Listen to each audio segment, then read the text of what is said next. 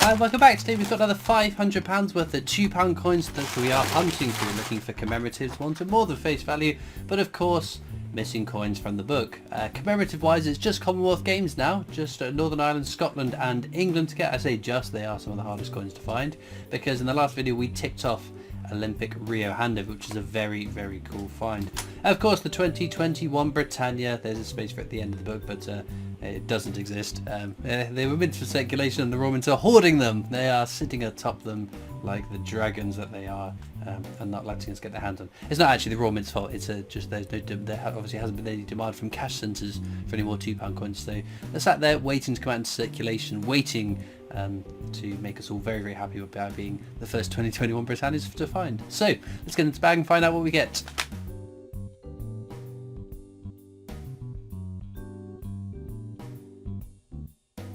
Okay then, bag number one. I'll show you what we're up to. Right, that is technologies. We don't particularly want technologies, they go straight back to the bank. Oh, that's a very nice first commemorative. I should have noticed it from the obverse really. This is Magna Carta. You don't see lots of these, and in 2015 it's worth double checking because they changed the portrait we used of the Queen on coins from Ian Rank Broadley's 4th portrait to Jodie Clark's 5th portrait. That of course is Jodie Clark's 5th portrait, but some of these were minted with Ian Rank Broadley's 4th portrait, which is not a coin that went into circulation, so it'll be a very, very cool find. But that is a superb start to today's hunt. Rather uncommon coins to come across, so hopefully bodes well for the rest of the hunt. We did get very, very lucky in the last hunt though, so the chances of going back to back adding coins to the book are very, very slim, but if we don't try, it won't happen at all. But obviously with the very start of the book, it's very common to go multiple videos filling out slots in the book. But unfortunately we're down to the last few rare coins. Right, Charles Dickens there, very, very common. He can go on the top row. Not all that exciting sadly. But no. We must persevere, never give up, never surrender. There we have Marconi's wireless transmission. That's another common coin, you'll find plenty of those. Just a quick one as well, because I'm getting lots and lots of questions about very common coins and their values and whatever. If you message me on social media, or Discord or whatever, asking me to value vast numbers of coins,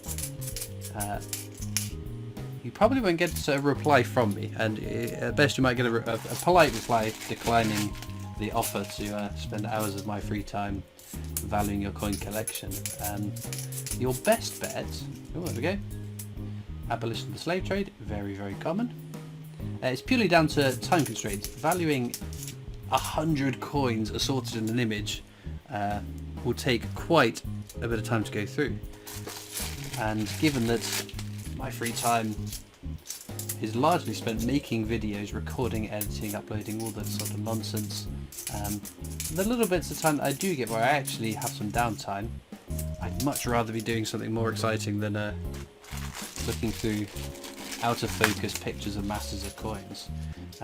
You can try some Facebook groups, but I would recommend being polite in your request for people to spend large amounts of their free time valuing your coins for you.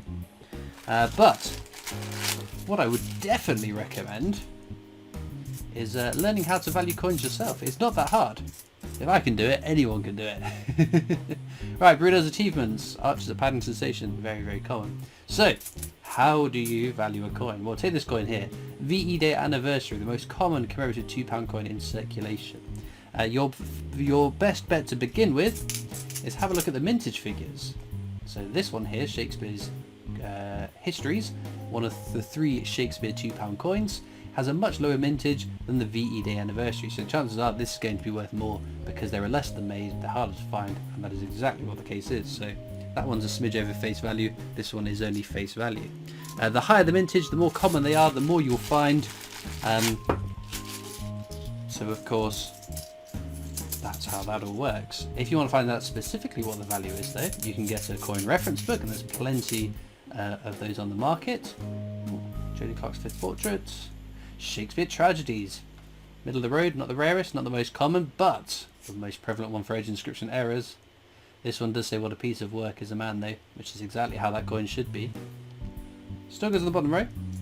We are one Shakespeare off completing the Shakespeare set. So yes, a good reference book will help you loads, but of course it's a printed book, it won't update over time, coin values do vary. They go up, they go down, but they don't go left or right. Right, this is going to be something. J. Clark's Fifth Portraits, another Shakespeare's histories again. The Hollow Crown. Okay, you can live on the bottom row with the other one. Brunel's Achievements, Archers at Paddington Station, and a whole lot of nothing else. So yes, a printed book, internet forum, whatever it is, whatever you're reading it on, might not get updated on a regular basis, might get out of sync quite quickly. Ooh, that's nice. The Golden Guinea, smidge over face value, not massively so, but pretty cool coin nonetheless. Because obviously things like mintage figures aren't the only determining factor in the value of a coin. There we go. You know, this is a very common coin. For King and Country. That's the Army Centenary. So yeah, sometimes mintage figures can be misleading. But your best bet is to go on a site like eBay, search for the coin you want the value on, and then filter those results by sold listings. And then have a scroll through the last 10 or 20 sales, most recent ones, and that'll give you sort of an average of what a coin is selling for.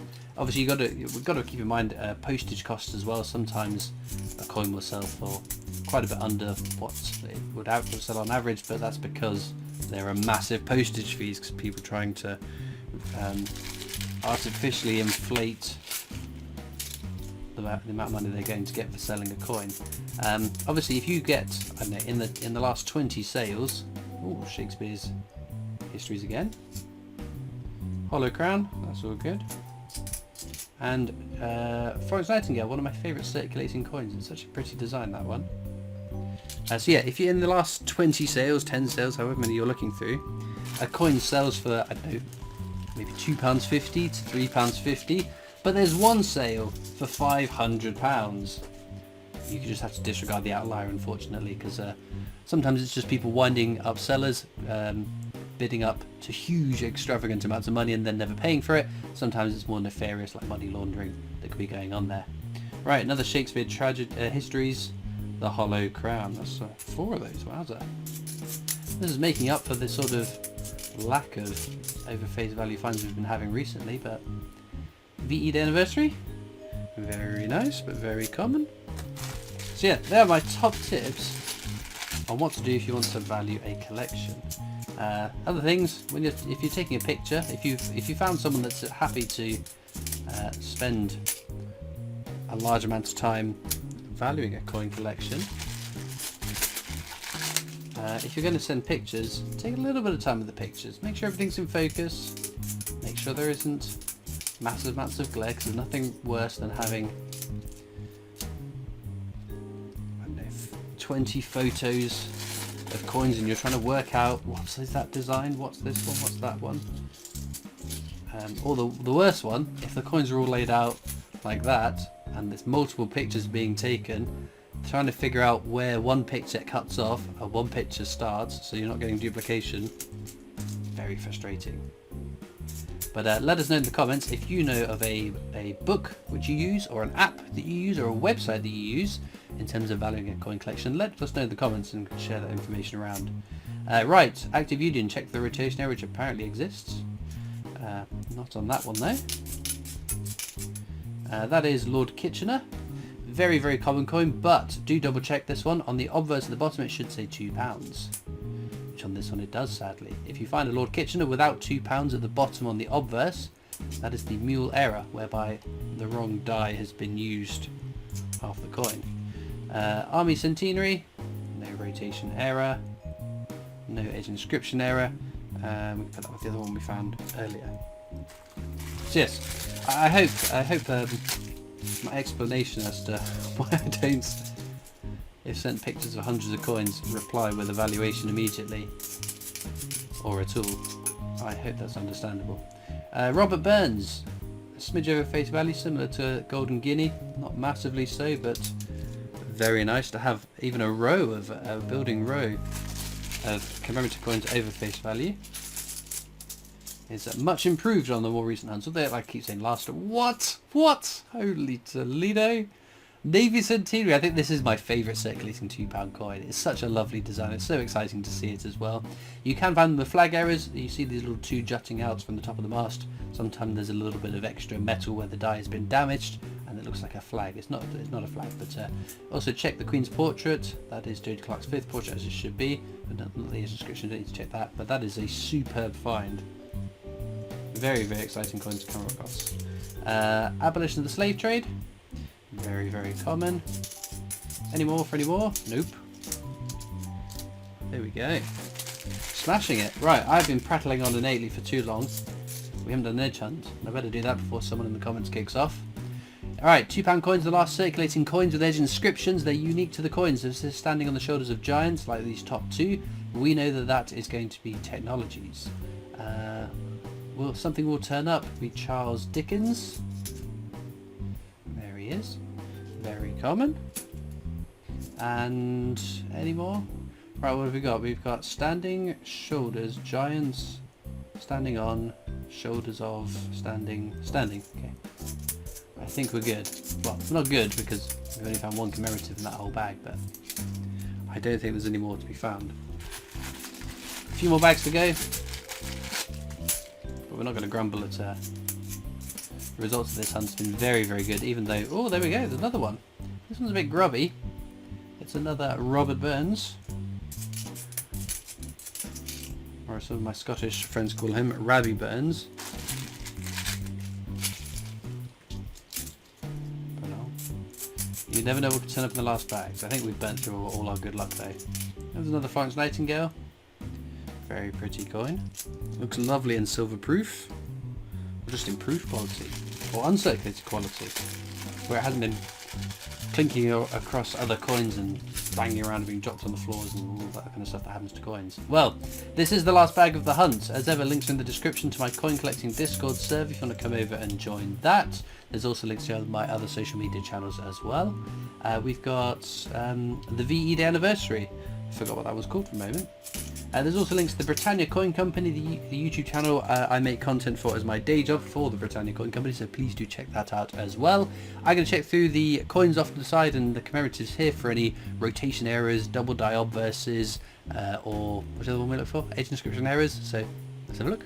Unfortunately, no errors found throughout all those coins, which is a shame, but it is the way it's supposed to be. They're not supposed to have errors found all over the place, but in terms of our star finds, we've got quite a little bountiful few there, so I'd love to know in the comments what your favourite coin from today's video is. All it leaves me to do now is thank you so much for watching. I hope you've enjoyed, and I'll see you next time for more coins. Bye!